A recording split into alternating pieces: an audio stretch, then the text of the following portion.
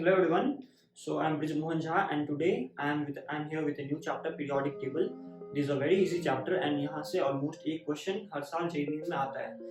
Student generally make silly mistake in this chapter क्योंकि conceptual mistake होने का यहाँ पे chances बहुत कम होता है क्योंकि questions बहुत simple आते हैं. So let's start. So first question जो है ये आपका बोल रहा है कि the IUPAC symbol for the element with atomic number 119 will be. तो ये आपको बता रहा है कोई एक एलिमेंट है जिसका एटॉमिक नंबर 119. तो आप लोगों ने जनरली देखा होगा जैसे कि ऑक्सीजन का एटॉमिक नंबर आपका होता है 8. तो उसको इस रूल से नहीं बनाया जाता है. क्यों? क्योंकि ऑक्सीजन जो है वो बहुत सालों पहले बना हुआ था और उसके बाद बहुत सारे डिसीजन के बाद उसका नाम ऑक्सीजन रख दिया गया. लेकिन अब ऐसा नियम है कि अगर अभी कोई नया एलिमेंट निकला मतलब मिल गया, जैसे मान लो कोई अगर जैसे 118 तक अभी एलिमेंट है तो अगर अभी 119 मान लो अगर मिल गया तो उसके ऊपर क्या किया जाएगा कि अचानक से तो मतलब इतनी जल्दी तो वो लोग नाम नहीं रख सकते हैं. तो एक जनरल एक IUPAC नेमिंग होता है उसका नंबर के हिसाब से. तो फिलहाल के लिए उसका नाम उस हिसाब से रख दिया जाएगा एंड देन बाद में जब डिसीजन मिलेगा किसने बनाया है, किस कंट्री ने बनाया, बहुत सारे फैक्टर्स के बाद उसका एक नॉर्मल सा नाम रखा जाएगा. ओके, तो इसका चीज़ होता है ये वाला जो क्वेश्चन है आपका बेसिकली फ्रॉम NCERT है. NCERT में आपका एक टेबल दिया हुआ होता है, मैं आपको साइड में दिखा दूंगा. तो इस टेबल के हिसाब से होता है. 0 नंबर को बोला जाता है नील, 1 नंबर को बोला जाता है उन. तो 119 है तो यानी कि 2 तो यू होगा इसमें 119. तो 1 जो है ये होता है उन, ये भी होता है उन. नील होता है 0, 1 होता है उन. उसके बाद कैसे चलता है nil, un, bi, tri, quad, pent, hex, sept, oct, enn. तो एन है ये. 9 जो है क्या, देखो जैसे 8 हो गया आपका ऑक्ट और 9 जो आ जाता है वो होता है एन. तो आपका इसका नेमिंग जो हो गया वो इसका इनिशियल्स हो गया UUE. इस हिसाब से इसका नाम हो गया UUE, that is option B. Question guys आप लोगों से पूछा हुआ है कि the element with atomic number 120 that is not yet discovered will be an. तो मैंने आपको पहले ही कहा कि 118 तक जो है वो एलिमेंट अभी तक डिस्कवर किए जा चुके हैं, उससे ज़्यादा अभी तक नहीं हुआ है. तो ये पूछ रहा है कि 120 वाला जो एलिमेंट बनेगा वो क्या होगा. अल्कली मेटल होगा, अल्कलाइन अर्थ मेटल होगा, या फिर इनर ट्रांजिशन मेटल होगा, या फिर ट्रांजिशन मेटल होगा. तो मैं आपको पीरियोडिक टेबल का एक बेसिक सा डायग्राम बना के दिखा देता हूँ. लाइक गाइस ये बहुत एक रफ डायग्राम मैं बनाया हूँ, जस्ट एक आइडिया दीजिए.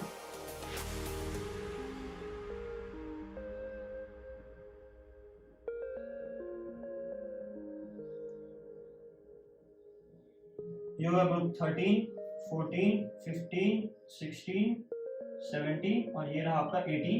ये रहा ग्रुप 1, 2 और ये रहा आपका डी ब्लॉक. ठीक है, तो 118 जो है वो लास्ट एलिमेंट है.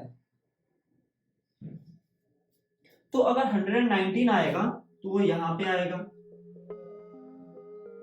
120 आएगा तो वो यहाँ पे आएगा. तो 120 हो गया ग्रुप 2 में. ग्रुप 2 को क्या बोलते हैं, जैसे ग्रुप 1 को क्या बोलते हैं,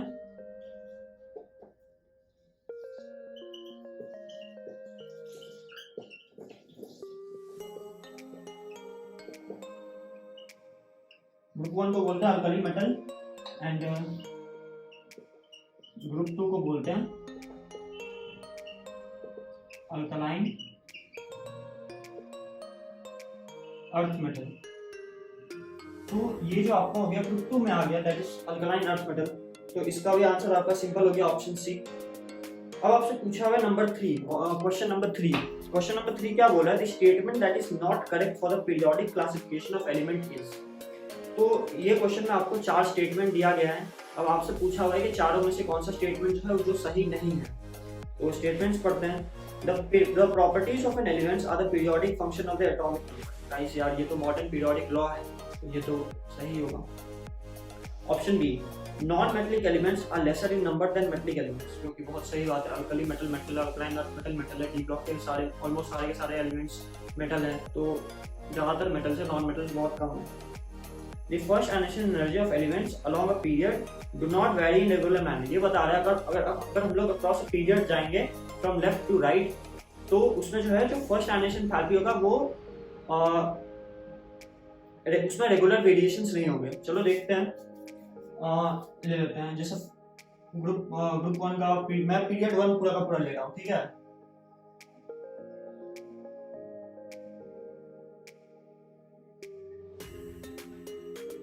फ्लोरीन तक ले रहा हूँ, lithium, beryllium, boron, carbon, nitrogen, oxygen, fluorine. Lithium का एटॉमिक नंबर कितना होता है? लिथियम का एटॉमिक नंबर होता है 3। तो ये क्या हो गया 1s2 2s1। बेरिलियम का कितना हो जाता है 4, 1s2 2s2। बोरॉन का कितना हो जाता है 5, 1s2 2s2 2p1। कार्बन का कितना हो जाता है 6, 1s2 2s2 2p2।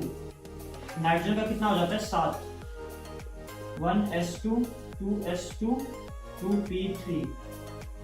ऑक्सीजन का कितना हो जाता है 8, 1s2 2s2 2p3। फ्लोरीन का कितना हो जाता है 9, 1s2 2s2 2p3। क्वेश्चन में बोल रहा है कि अक्रॉस पीरियड्स अगर हम लेफ्ट टू राइट जाएंगे तो उसमें रेगुलर वेरिएशंस नहीं होंगे। चलो देखते हैं। आयनाइजेशन एंथैल्पी मतलब क्या होता है? It is the amount of energy required to remove an electron from the outermost shell of an atom. तो लिथियम का अगर हम लोग आउटर मोस्ट शेल से एटम निकालेंगे तो ये देखो S में आपका सिंगल फील्ड इलेक्ट्रॉन है। S का मैं आपका शेल बना दूं, जनरली इस मतलब S जो है वो एक आता है, मतलब ऐसा होता है। तो अभी S में 1 है, तो क्या हम लोग इससे इलेक्ट्रॉन निकाल सकते हैं? जी बिल्कुल निकाल सकते हैं। तब ये 1s2 में कन्वर्ट हो जाएगा जो कि फुल्ली फिल्ड इलेक्ट्रॉन है। तो यानी कि इसमें जो है मैं आपको एक ग्राफिकल अप्रोच में दिखा देता हूँ। Lithium, boron, carbon, nitrogen, oxygen, fluorine, ठीक है। तो अभी मान लो अगर लिथियम में आपको इतना एनर्जी लग रहा है, ठीक है, मैं दूसरा पेन यूज कर लेता हूँ जिससे सुंदर लगेगा थोड़ा दिखने में। लिथियम में अभी मान लो आपको इतना एनर्जी लग रहा है इसको आउटर मोस्ट वाले इलेक्ट्रॉन को निकालने में। अब देखो बेरिलियम में आते हैं। बेरिलियम का क्या सीन है आपका? बेरिलियम में आपका ये सीन है कि 2s2 है, दैट इज फुल्ली फिल्ड है, s इलेक्ट्रॉन मतलब s ऑर्बिटल कुछ इस तरीके का है, फुल्ली फिल्ड। तो गाइस अगर इसमें से अगर हम लोग एक निकालेंगे, जो कि आयनाइजेशन एंथैल्पी का कांसेप्ट होता है, ये तो अनस्टेबल हो गया, स्टेबल से अनस्टेबल बन रहा है। तो क्या ये लगता है आपको प्रैक्टिकल है, मतलब अच्छा है? नहीं, अच्छा नहीं है। तो इसमें जो है आपका एनर्जी जो है वो ज्यादा लगेगा, ज्यादा लगा। नाइस। अब आते हैं बोरॉन पे। बोरॉन का क्या सीन है? बोरॉन का क्या सीन है? P में आपका आउटरमोस्ट इलेक्ट्रॉन आउटरमोस्ट ऑर्बिटल में 1 है। अब मैं P का आपका शेल बना के दिखा देता हूँ। ऐसा कुछ होता है P का शेल, P में 1 है। ओके, अनस्टेबल है, ये चाहेगा इसको हटा दे, स्टेबल बन जाएगा। तो इसका जो है इससे बेरिलियम वाले से जो है बोरॉन का थोड़ा सा कम आता है, ठीक है।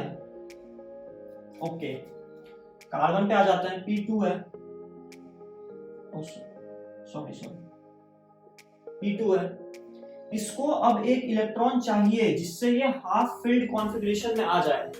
ये जो है एक लूज नहीं करना चाहेगा 1 बनने के लिए, इसको एक इलेक्ट्रॉन चाहिए जिससे ये हाफ फिल्ड बन जाएगा। तो गाइस यार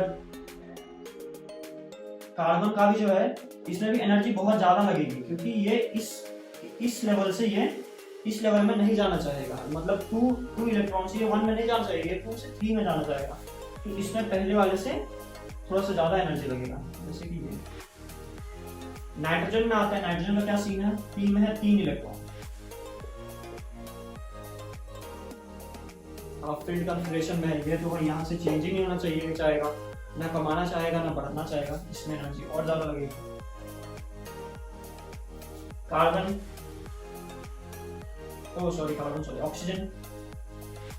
ऑक्सीजन मैंने यहाँ पे गड़बड़ कर दिया, यहाँ पे P4 होगा और यहाँ पे फ्लोरीन में P5 होगा। I am extremely sorry guys, मैं यहाँ पे एक मिस्टेक कर दिया था। ऑक्सीजन में P4 है, तो ऑक्सीजन का क्या हालत है? ये हालत है। ऑक्सीजन क्या करना चाहेगा? एक को लूज करना चाहेगा, और आयनाइजेशन एंथैल्पी में हम लोगों को क्या करवाना होता है? एक लूज करवाना होता है। दैट इज आसानी से एक को लूज कर जाएगा, तो ऑक्सीजन का जो है इससे थोड़ा सा कम होगा। तो अभी अगर मैं इसको एक अच्छे से अगर प्लॉट कर दूं, मतलब मैं ये डॉटेड लाइंस को मिटा देता हूं, तो आप देखिएगा आपको क्या दिखेगा।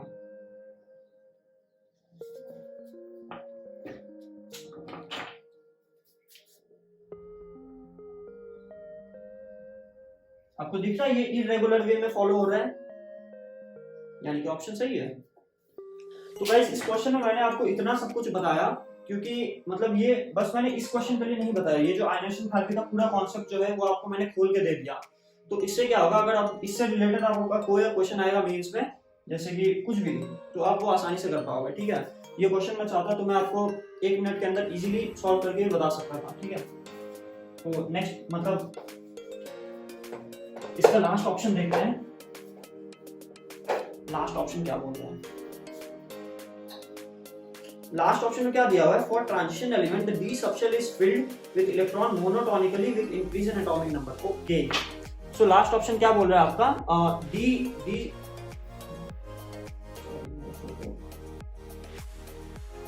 लास्ट ऑप्शन क्या हो रहा है, ट्रांजिशन एलिमेंट जो होते हैं उसमें जो डी ऑर्बिटल में जो इलेक्ट्रॉन फील होते हैं वो मोनोटोनिकली होते हैं, मतलब 1 2 3 4 5 6 मतलब ऐसे रेगुलर वे में फॉलो होता है।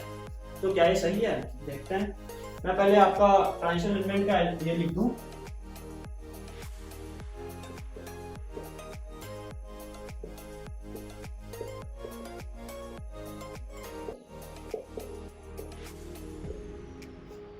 Scandium, titanium, vanadium, chromium, manganese, ferrous that is iron, cobalt, निकल, कॉपर, जिंक। ठीक है, ये जो होता है इसमें आपके होते हैं 21 इलेक्ट्रॉन, इसमें होता है 22, इसमें होता है 23, इसमें होता है 24, इसमें होता है 25, इसमें होता है 26, इसमें होता है 27, इसमें होता है 28, इसमें होता है 29, इसमें होता है 30। अब मैं आप लोगों को इसका इलेक्ट्रॉनिक कॉन्फ़िगरेशन फिल करके दिखा देता हूँ। इसमें होता है 4s2 3d1, 4s2 3d2, 4s2 3d3। यहां पर ये d4 नहीं बन के d5 बन जाता है, 4s2 3d5। बताऊंगा मैं आपको क्यों।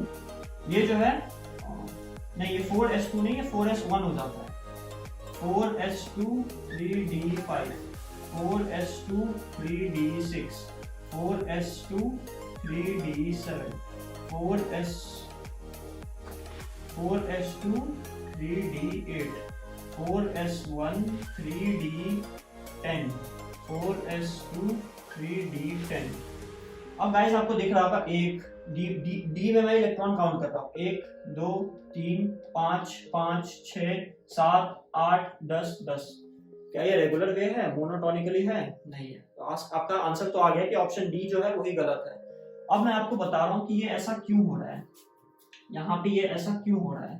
ठीक है, सबसे पहले ये डी का आपको ये दिखा दूं ऑर्बिटल, 1 2 3 4 5, 1 2 3 4 5। देखो डी में आपका ऐसा सीन होता है। यहाँ पर जनरली आप लोग को अगर ट्रेंड को फॉलो किया जाता तो क्या होना चाहिए था, 4s2 3d4। मैं s भी यहाँ पे बना देता हूँ। तो ये वाला पहले हम लोग बनाते हैं, प्लॉट करते हैं, 4s2 एंड 3d4, 1 2 3 4। ओके, अब ये जो d है ये अपना हाफ फिल्ड स्टेबल स्टेट में जाना चाहेगा, लेकिन यहाँ पे तो 4 है। तो ये क्या करता है, ये जो s है, s से एक इलेक्ट्रॉन उठा करके अपने अंदर डाल लेता है। तो ये हो गया 4s1 3d5। तो इसका केस, क्रोमियम का केस होता है ऐसा। अब कॉपर का केस ले लेते हैं। कॉपर का केस में क्या होता है, मैं इसको रब कर लेता हूँ, नहीं साइड में लिख लेता हूँ। ये रहा s और 1 2 3 4 5, ये रहा s ऑर्बिटल और ये रहा आपका d ऑर्बिटल। ठीक है, तो इसमें जनरली क्या होना चाहिए था, 4s2 3d9, जनरली ये होना चाहिए था, लेकिन ये होता नहीं है। क्यों, मैं आपको दिखाता हूँ। 4s2, s में मैंने 2 मार दिया, अब d में आपको 9 मारना है, 1 2 3 4 5 6 7 8 9। ओके, अब d जो है, d को फुल्ली फिल्ड स्टेट बनना है, तो ये क्या करेगा, s से एक इलेक्ट्रॉन ले करके यहाँ पे फुल्ली फिल्ड स्टेट बन गया। ये हो गया 4s1 3d10। तो आपका आंसर तो ये सिंपल हो गया कि मोनोटोनिकली इंक्रीज नहीं करता है। यहाँ पे एक एक्सेप्शन आ जाता है क्रोमियम में, और यहाँ पे एक एक्सेप्शन आ जाता है कॉपर में। तो गाइस आपका ये भी question, the correct order of ionic radii. अब आपसे आयनिक रेडियाई का ऑर्डर पूछा हुआ है, तो मैं एलिमेंट्स लिख लेता हूँ। ओ सॉरी, मैं ब्लैक पेन यूज करता हूँ, ब्लैक आपके लिए ज्यादा ठीक होगा। O2 माइनस N3 माइनस, यार ये ऑटो रोटेटिंग हो रहा है, F minus Mg2 plus. Okay okay, now चल रहे इसमें नंबर ऑफ इलेक्ट्रॉन्स ढूंढते हैं। ऑक्सीजन में कितने इलेक्ट्रॉन्स, चलो नंबर ऑफ इलेक्ट्रॉन्स और नंबर ऑफ प्रोटॉन्स आपको बताता हूँ। मैं आपको पहले इसका कॉन्सेप्ट समझा दूंगा ये कैसे वर्क करता है, एंड देन आपको एक ऐसा ट्रिक इसका बताऊंगा कि लाइक आप 5 सेकंड के अंदर में ऐसे जितने क्वेश्चंस आएंगे साइज वाले आप सबके सब कर पाओगे, ठीक है। लेकिन पहले कॉन्सेप्ट जानना जरूरी है। ऑक्सीजन में नंबर ऑफ प्रोटॉन्स कितने होते हैं, 8। इलेक्ट्रॉन्स कितने हैं, 2 और जोड़ लो 10। नाइट्रोजन में नंबर ऑफ प्रोटॉन्स कितने होते हैं, 7। इलेक्ट्रॉन्स कितना हो गया, 3 और जोड़ लो 10। फ्लोरीन में नंबर ऑफ प्रोटॉन्स कितने होते हैं, 9। इलेक्ट्रॉन्स कितने हो गए, 1 और जोड़ लो 10। मैग्नीशियम में कितने नंबर ऑफ प्रोटॉन्स होते हैं, 12। इलेक्ट्रॉन्स कितने हो गए, 2 कम कर दो 10, क्योंकि 2 प्लस है।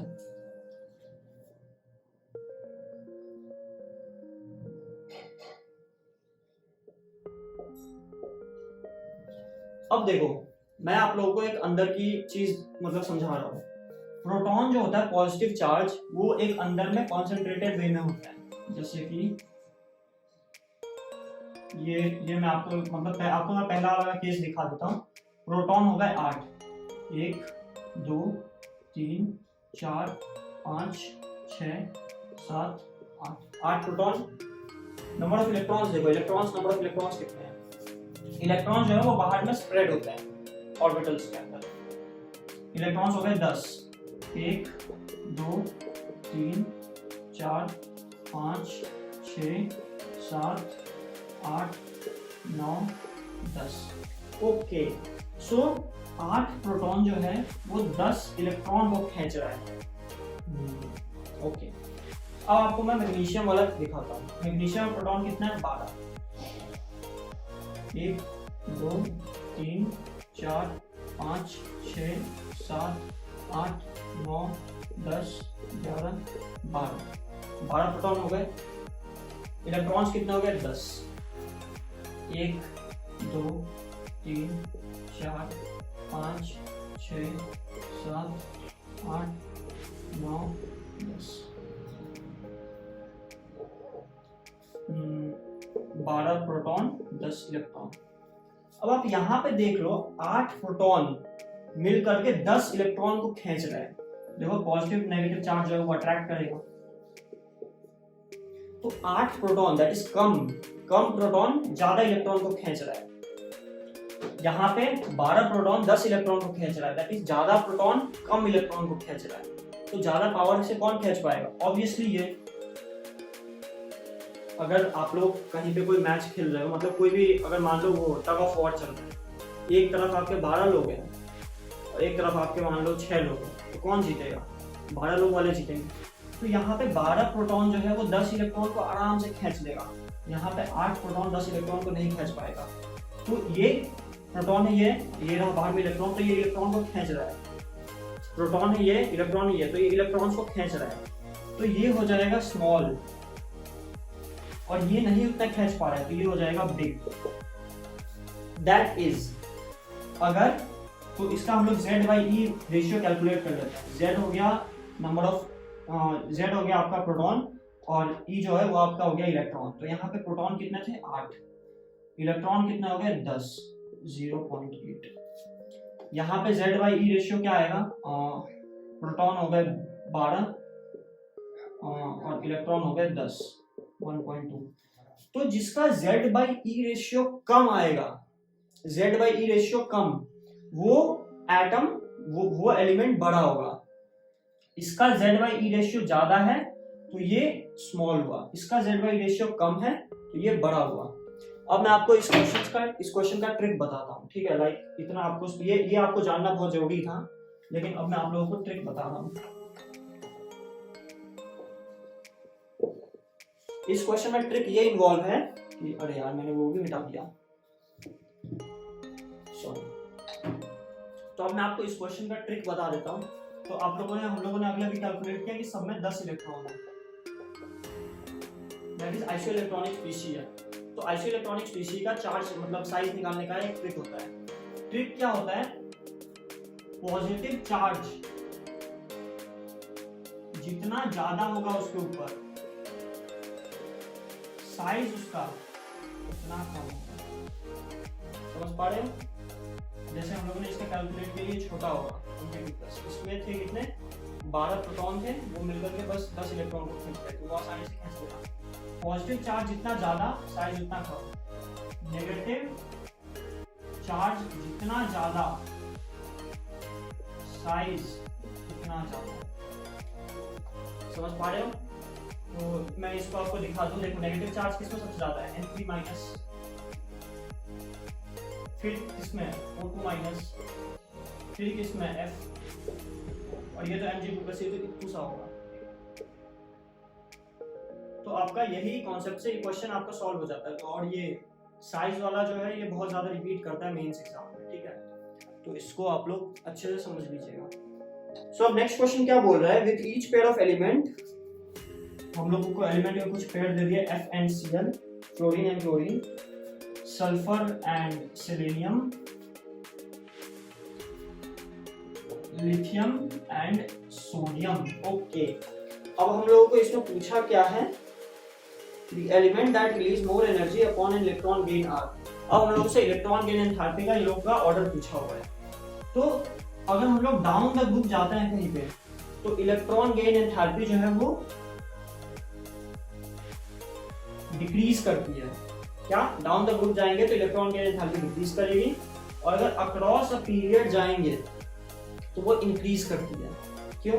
क्योंकि अक्रॉस अ पीरियड जाने से न्यूक्लियर चार्ज जो है वो बढ़ रहा है, तो उसके लिए आपका इलेक्ट्रॉन गेन एंथैल्पी जो है वो इंक्रीज करेगी, और डाउन द ग्रुप जो है वो साइज इंक्रीज हो रहा है, तो उसके कारण आपका इलेक्ट्रॉन गेन एंथैल्पी डिक्रीज करता है।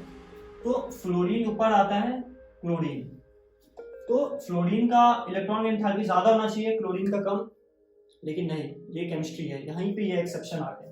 क्लोरीन का जो है वो फ्लोरीन से ज्यादा होता है, आप लोग ये इसको याद रखना, ये एक्सेप्शन है। सल्फर सेलेनियम, मैं आपको इसका ग्रुप लिख दूं, OSSETU, ये आपका मैंने ग्रुप 13, 14, 15, आपको ये 16 ग्रुप नंबर आपको मैं लिख के दे दिया हूँ।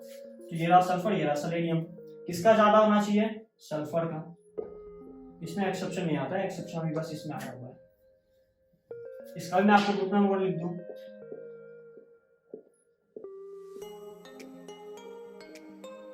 Lithium, sodium, potassium, rubidium, caesium, francium. तो इसमें क्या है आपका, लिथियम और सोडियम है। किसका इलेक्ट्रॉन गेन एंथैल्पी ज्यादा होना चाहिए? ऑब्वियसली लिथियम का। तो आपका आंसर क्या हो गया? Cl, sulphur and lithium. Okay, now let's go to next question. अब आपका पूछा हुआ है the group number of valence electron, the group number of valence electron and valency of an element with atomic number 15। तो आपको दिया हुआ है atomic number 15, और आपसे इसका पूछा हुआ है group number of valence electron and valency. सबसे पहले इसके इलेक्ट्रॉनिक कॉन्फ़िगरेशन लिख लेते हैं।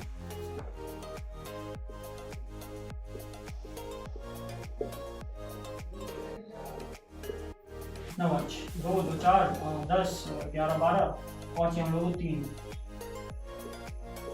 ओके, कुछ देखा लग रहा है। 3p3 ये जो है वो आपका हाफ फिल्ड स्टेट में है। तो ये किस केस में होता है? ये नाइट्रोजन वाले ग्रुप के केस में होता है, दैट इज ग्रुप नंबर 15 के केस में होता है। तो हम लोगों को पता चल गया ये ग्रुप नंबर 15 का चीज है। ओके, ग्रुप नंबर आ गया इसका 15। गाइस नाइट्रोजन का आप लोगों को पता हुआ है 2p3 होता है, मतलब ये 2p में अगर यहाँ पे 3 होता तो ये नाइट्रोजन एलिमेंट ही होता, लेकिन ये 2p6 है, तो नाइट्रोजन के नीचे क्या आता है? फास्फोरस। तो ये एलिमेंट ही हम लोगों को पता चल गया कि एलिमेंट जो है ये फास्फोरस है। ग्रुप नंबर आ गया 15। Number of valence electron, third shell में देखो total number of valence electron कितना है? थर्ड शेल में कितने इलेक्ट्रॉन है? 3 4 5। Number of valence electron 5। Number of valence electron आ गए यहाँ पे 5। वैलेंस इलेक्ट्रॉन का मतलब क्या होता है, जो लास्ट शेल है उसमें टोटल मिला के कितने इलेक्ट्रॉन हैं। अब पूछिए वैलेंसी। वैलेंसी क्या है कि वैलेंसी का मतलब क्या होता है कि इसमें और कितने इलेक्ट्रॉन उस शेल में आ सकते हैं। तो गाइस आपका पी में अभी देखो 3 नंबर पे तो अभी बस पी आएगा, पी में 3 है और कितने पी में ऐड हो जाएंगे, पी में 6 तक ऐड होता है, तो वैलेंसी इसकी होगी 3।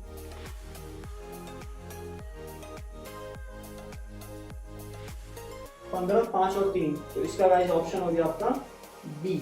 ये क्या बोल रहा है, the element having greatest difference between its first and second ionisation energy is. First and second ionisation energy में किस इसमें से कौन सा एलिमेंट होगा जिसमें बहुत ज्यादा बड़ा डिफरेंस होगा। ओके, तो पहला एलिमेंट है कैल्शियम।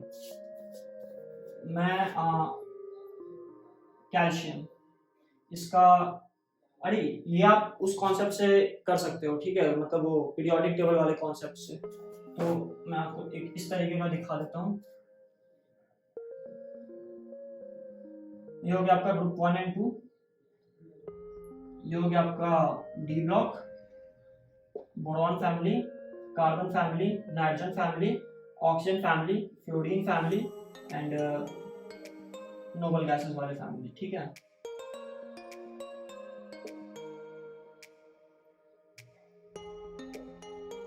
ऐसा कुछ सीन होता है, ठीक है।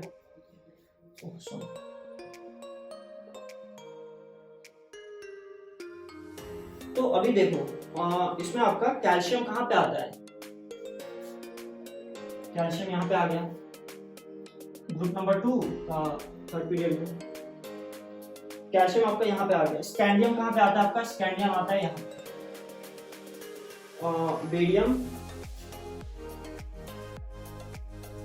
बेरियम आपका आ जाता है यहाँ पे। And potassium. अब पूछा हुआ first and second ionisation enthalpy में किसमें बहुत बड़ा डिफरेंस होगा, ठीक है। स्कैंडियम में से अगर फर्स्ट आयनेशन एंथैल्पी लेंगे तो ये आपका कहाँ पे आना चाहिए, यहाँ पे आएगा। ओके, ये D1 स्टेट में है, ये D1 को आराम से लूज करके S2 के केस में आ जाएगा एंड देन यहाँ से फिर ये यहाँ आएगा। तो इसमें गाइस मुझे कुछ इतना बड़ा डिफरेंस नहीं दिखा। ये आपको अब एक इसमें सिंपल ये चीज देखिए, आप पोटेशियम को देखते हैं। पोटेशियम अगर अभी एक इलेक्ट्रॉन लूज करेगा, बहुत आसानी से लूज कर लेगा, क्यों, क्योंकि इसके s ऑर्बिटल में बस एक इलेक्ट्रॉन है, इसको आराम से लूज करके p6 वाले केस में जाना चाहेगा, जो कि तभी आपका नोबल गैस वाले इलेक्ट्रॉनिक कन्फिग्रेशन में चला जाएगा। तो कैल्शियम में IE1 जो है वो आपका बहुत कम है, बहुत कम, आसानी से लूज कर लेगा। फर्स्ट आयनेशन एंथैल्पी होने के बाद ये यहाँ पहुंच जाएगा।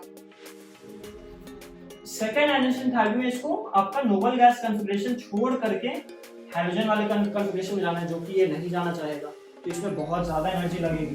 तो IE2 जो है वो बहुत ज्यादा हाई है। तो कोई एक बहुत छोटे नंबर में कोई बहुत बड़े नंबर में बहुत डिफरेंस होता है, तो आपका सिंपल पोटेशियम आ गया आंसर, जिसमें आपका first and second ionisation enthalpy बहुत बहुत बड़ा डिफरेंस आता है। बाकी आप कोई भी केस ले लो, उसमें आपको इतना बड़ा डिफरेंस नहीं दिखेगा। अब आपका देखते हैं the correct option with respect to Pauling electron negativity values of elements is. Okay, अब आपको इलेक्ट्रॉन नेगेटिविटी कंपेयर करना है पॉलिंग इलेक्ट्रॉन नेगेटिविटी वैल्यूज से। तो पॉलिंग ने क्या किया था, एलिमेंट्स को कुछ वैल्यूज दे दिए थे, फ्लोरीन से लेकर के सारे एलिमेंट्स को, ठीक है। तो आपको वो वैल्यूज तो याद नहीं करने होते हैं, लेकिन कंपैरिजन बस ऐसे ही हो जाता है, ठीक है। सबसे पहला देखते हैं, फास्फोरस जो है वो आपको बोला हुआ है सल्फर से ज्यादा इलेक्ट्रॉन नेगेटिव है, क्या ये सही है। फास्फोरस का मैं एक बार आपका वो पूरा का पूरा आपको ग्रुप लिख देता हूँ, nitrogen, phosphorus, arsenic, antimony, bismuth. Sulphur किसमें आता है, इसके जस्ट बाद वाले ग्रुप में आता है, oxygen, sulphur, selenium, tellurium, polonium. Phosphorus और सल्फर ये रहा। अभी आप बताओ, अगर हम लोग across a group left to right अगर हम लोग जाएंगे तो क्या इलेक्ट्रॉन नेगेटिविटी घटता है या बढ़ता है। इलेक्ट्रॉन नेगेटिविटी बढ़ता है, फ्लोरीन सबसे ज्यादा इलेक्ट्रॉन नेगेटिव, फिर उसके बाद ऑक्सीजन, फिर उसके बाद नाइट्रोजन, है ना। तो ये जो है ये ज्यादा इलेक्ट्रॉन नेगेटिव होगा, ये कम होगा, लेकिन इसमें तो ऑप्शन में आपका गलत उल्टा दिखाया हुआ है, तो ये ऑप्शन तो कट गया। सेकंड दिखा रहा है आपका silicon less than aluminium. Okay, इसके भी साथ वही चीज कर लेते हैं। Carbon, silicon, germanium, tin, lead. ये आपका मैंने ग्रुप 14 लिख लिया है। एल्यूमिनियम किस में आता है? बोरॉन फैमिली में आता है। Boron, aluminium, gallium, indium and hydrogen. ये आता है आपका ग्रुप 13, ये आता है ग्रुप 14। ठीक है, सुविधा के लिए मैं इसको यहाँ पे लिख लेता हूँ, तब आपको कंफ्यूजन नहीं होगी। Carbon, silicon, germanium, tin, lead. अब आपको पूछा हुआ है सिलिकॉन और एल्यूमिनियम में, तो ऑब्वियसली सिलिकॉन जो है वो ज्यादा इलेक्ट्रॉनेगेटिव होगा एल्यूमिनियम से, लेकिन यहाँ पे अलग चीज दिखा है क्योंकि सिलिकॉन जो है वो राइट की तरफ ज्यादा है। ये भी ऑप्शन तब नहीं होगा। तो थोड़ा सा बोर्ड वर्क को मिटा देता हूँ।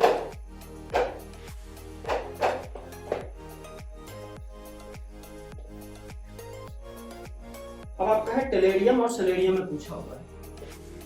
टेलेरियम ग्रेटर देन सेलेनियम है, तो ये भी बना लेते हैं।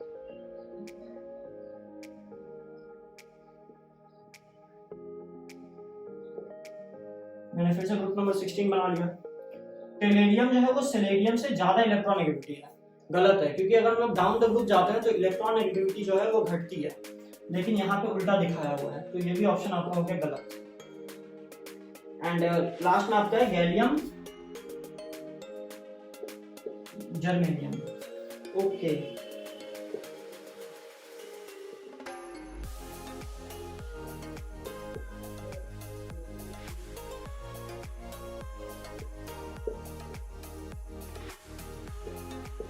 Group number 13, group number 14। Gallium is less than that of germanium. सही है, क्योंकि जर्मेनियम जो है वो राइट की तरफ ज्यादा है, तो वो इलेक्ट्रॉन नेगेटिव ज्यादा होगा। तो गाइस ऑप्शन एकदम सही है। तो गाइस अब मैं नेक्स्ट क्वेश्चन जो है वो पार्ट 2 में लाऊंगा, क्योंकि आप लोगों के लिए इतना अभी के लिए काफी होगा। Thank you.